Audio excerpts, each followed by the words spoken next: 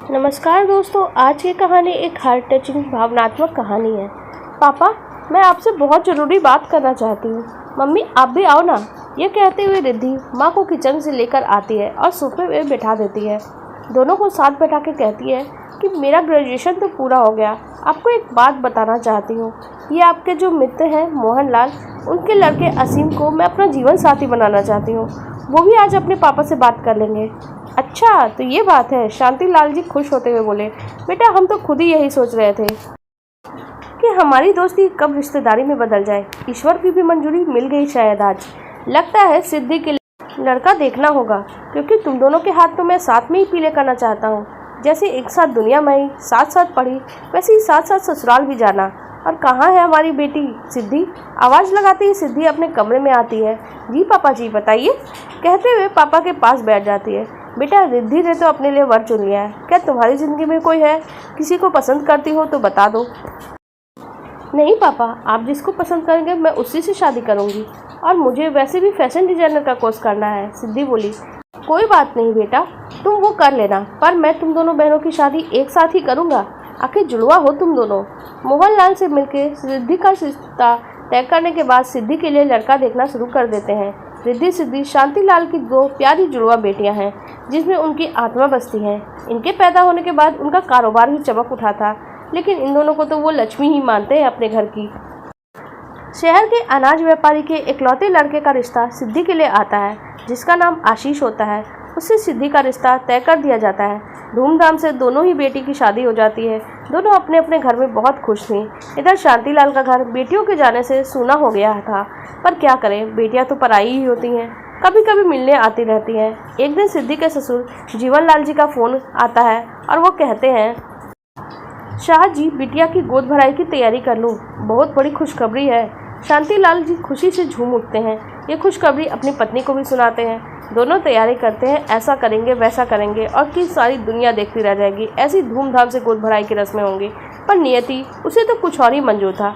शायद एक दिन सड़क हादसे में सिद्धि का पति आशीष गुजर जाता है, और ये हादसा दोनों ही परिवार के लिए असहनीय था।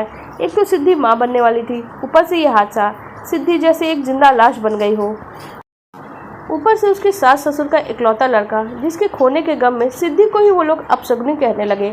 शांतिलाल जी से कह देते हैं, अपनी बेटी को ले जाइए यहाँ से, अब इससे हमारा कोई रिश्ता नहीं। वो चुपचाप से अपनी बेटी को लेकर अपने घर आ जाते हैं। उनकी माँ सिद्धि को बहुत समझाती हैं, बेटा अपने होने वाले बच्चे के लिए अपना ध्यान रख। उसे तो जैसे कुछ अच्छा ही नहीं लगता, कुछ होश ही नहीं रहता। पूरा दिन उदास पड़ी रहती, किसी से बात तक नहीं करती, यहाँ तक कि अपनी बहन रिद्धि से भी नहीं, जो उसकी सबसे ज़्यादा खास सहेली थी। शांतिलाल जी अपने पुरोहित पंडित जी से मिलते हैं और कहते हैं, पंडित जी, एक पिता हूँ, मुझे तो डर सता रहा है। मेरी दोनों बेटियाँ जुड़वा हैं, कहीं एक के साथ हुआ वो दूसरे के साथ हो गया तो। पंडित जी बीच में बोले, नहीं जजमान, ऐसा कभी ना सोचें। दोनों के पूर्व जन्म के संस्कार अलग अलग हैं, तो जीवन भी अलग अलग ही होगा। अपने मन में कोई कुंठा ना रखें, बिटिया का ध्यान रखें, आने वाला समय शुभ होगा। भगवान से प्रार्थना करें। सिद्धि एक प्यारे से बेटे की माँ बनती है, जो बिल्कुल आशीष की कॉपी था। उसे देखते ही उसे धीरे धीरे उसका दुख कम होने लगता है। वो उसे देखकर हंसने खिलखिलाने लग जाती है।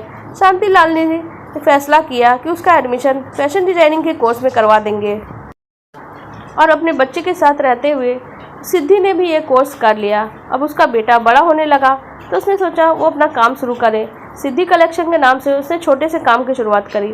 धीरे धीरे समय गुजरता रहा। सिद्धि और आशीष का बेटा आर्यन 18 साल का हो गया। सिद्धि आर्यन को बोली, बेटा आज तेरे पापा का जन्मदिन है। मैं हर साल मनाती हूँ, मंदिर जाती हूँ, गरीब लोगों को खाना खिलाती हूँ, पर कुछ कारण से इस बार मंदिर नहीं जा पा रही हूँ बेटा। तो कोई मंदिर जाके पूजा में गरीबों को खाना बंटवा देना और दान भी कर देना। आर्यन कहता है, ओके मम्मी, आप चिंता मत करो, मैं ये काम बहुत अच्छे से करूँगा। और वो कह के खाना गाड़ी में डलवा लेता है। ड्राइवर और वर्कर लेके मंदिर जाता है, पंडित जी से बोल के पूजा करवाता है, और फिर गरीबों में खाना बंटवाने लगता है। वहाँ पे एक और अंकल जी खाना बांटने के लिए आए थे। संयोग से जो जो खाने की चीज़ आर्यन लाया था, वही वही वो भी लेके आए थे। आर्यन उन बुजुर्ग अंकल से कहता है, अंकल जी कमाल की बात है, जो जो मेरे घर में बना है बंटवाने के लिए, वही वही आप भी लेकर आए हैं। ओहो, वैसे ये खाना तो सब मेरी पसंद का भी है, पर मेरे पापा का जन्मदिन है ना, तो पहले बांटूंगा, फिर घर जाके खाऊंगा। अच्छा, तुम्हें सबसे ज़्यादा क्या पसंद है बेटा? बुजुर्ग ने पूछा तो आर्यन बोला, ये जो आलू बड़ा है ना आपके हाथों में, जितना खाऊं उतना कम है। अंकल जी चलो एक बार मुझे खिला दो, गरीब समझ कर ही, और कह के उनके हाथ से ही लेकर खाने लगा। अरे वाह क्या बात है आलू बड़े में, अगर साबुत धनिया कूट कर डाला जाए ना तो कमाल का टेस्ट लगता है ना। बुजुर्ग एकटक आर्यन को देखते रहते हैं और कहते हैं, बेटा क्या नाम है आपके पिताजी का? आशीष नाम था उनका, अब वो इस दुनिया में नहीं है। मैं अपने नाना जी के घर में रहता हूँ अपनी मम्मी के साथ। क्या? बुजुर्ग चौंक जाते हैं। तुम्हारी माँ का क्या नाम है? सिद्धि। सिद्धि नाम है उनका। मम्मी का नाम आर्यन बताता है। बुजुर्ग झटके से उसे सीने से लगा लेते हैं और कहते हैं, तभी तो तुझे देख के ऐसा लग रहा था जैसे मैं अपने आशीष को देख रहा हूँ। ऐसा लग रहा है जैसे मेरी छाती को ठंडक मिल रही हो। तुझे सीने से लगा के रोने लगता हूँ और सीने से लगा के रहने दे मुझे, अलग ना होने दे मुझे। आर्यन ने पूछा, अंकल जी क्या हुआ है आपको? अंकल मत बोल बेटा, मैं तेरा दादा हूँ, दादाजी बोल मुझे। घर चल पहले अपनी दादी से मिल ले, आलू बड़े जी भर के खा ले, हम सब तेरे नाना के घर जाएंगे। कह के जीवनलाल जी उसे अपने घर लेकर गए और अपनी पत्नी से बोले, शोभा देख तेरे आशीष को लाया हूँ, आ यहाँ आ। उसकी पत्नी पूछी, ये क्या कह रहे हो? उसने सब बात बताई। उसकी पत्नी अपने पोते को गला लगाकर रोने लग जाती है और बोलती है, बेटा मुझे माफ़ कर दे, तेरे दादाजी के कारण तेरी माँ घर छोड़ के चली गई, माफ़ कर दे। और जीवनलाल बोले, नहीं ये इसकी माँ से भी हमें माफ़ी मांगनी होगी, चलो चलते हैं, शांतिलाल जी के घर चलते हैं। आर्यन दादा दादी को लेकर उनके घर पे आता है। माँ बेचैनी से इंतजार कर रही थी आर्यन का। कहाँ रह गया था तू बदमाश, मैं भूखी प्यासी यहाँ तेरा इंतजार कर रही हूँ। माँ मैं दादा दादी के पास चला गया था, देखो वो तुझे मनाने आए हैं। अपने सास ससुर को देख के आंचल सर पे रख के उन्हें प्रणाम करती है। जीवनलाल जी कहते हैं, मेरे आशीष को लौटाने के लिए खुद मैं तुम्हारे पैर में पड़ जाऊँ तो वो भी कम है बेटा, मुझे माफ़ कर दे, चल अपने घर चल। मैं अपने बच्चे के बिना नहीं रह सकता, आत्मा को सुकून मिल गया इसे देखकर, अब चैन से मर तो पाऊंगा।